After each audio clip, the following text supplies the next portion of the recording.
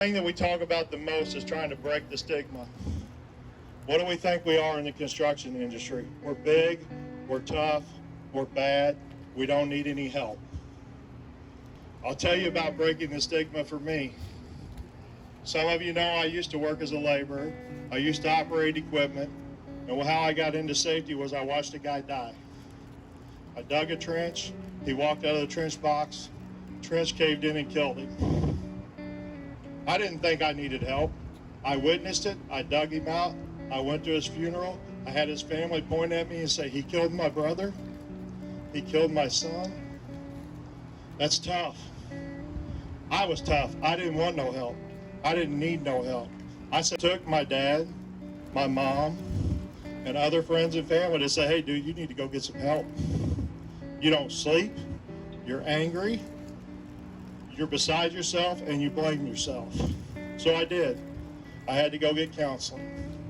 And I learned how to talk about it. I learned how to get through it. And even though I still see that guy's face at times in my life, I know how to get through it now. And that's because I went and got help. So yes, I didn't want to. I'm too tough for this. I wasn't. That's the important message today. We're not too tough when something happens in our life. If we need help, get out there and ask for it. If you're scared to ask for it, if somebody's recognizing it and they tell you they think you need help, please listen to them. Don't just walk away. Don't just ignore them. Give you guys a little bit of statistics. Did you know that our industry has the second highest suicide rate? I didn't know that. But when you really start thinking about why that might be, a lot of our work is cyclical. You know, there's periods of time we get slow, and there's periods of time we ramp up. As I said, we're a male-dominated industry. We're doing a lot to get more diversification within our makeup, but we are still a heavily male-dominated industry. And you know what, guys? We suck at asking for help, right? Right? None of us want to be vulnerable because that means you're weak. You're not weak. We all go through periods in our life when it's too much. There's too much stress around us, and we need outlets for that are healthier than maybe what we currently use. We've recognized this isn't just a PARIC issue or a construction issue. We've invited OSHA, AGC of Missouri, representatives from Labor and Carpenters Union, because we're all working on this together, and that's the only way we're going to be able to raise awareness and make it okay to reach out for help. I would imagine if we did a show of hands, most of us have been impacted by suicide, right? We know somebody, probably somebody really close to us, a friend, family, maybe even somebody you worked with.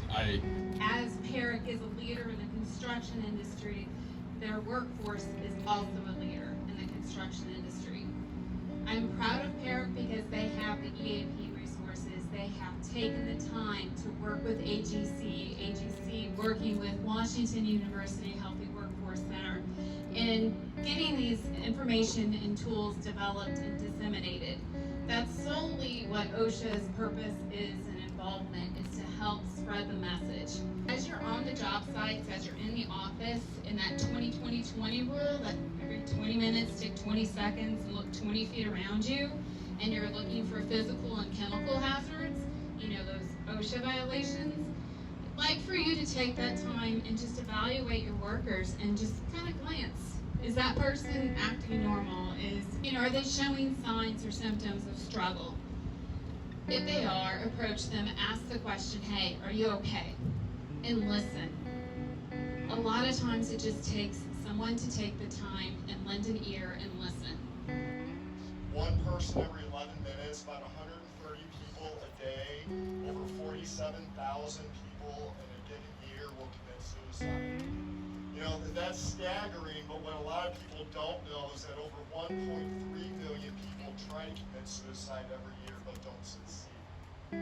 So I think the problem is a lot bigger than just the completed suicides. It's also the non-completed suicides.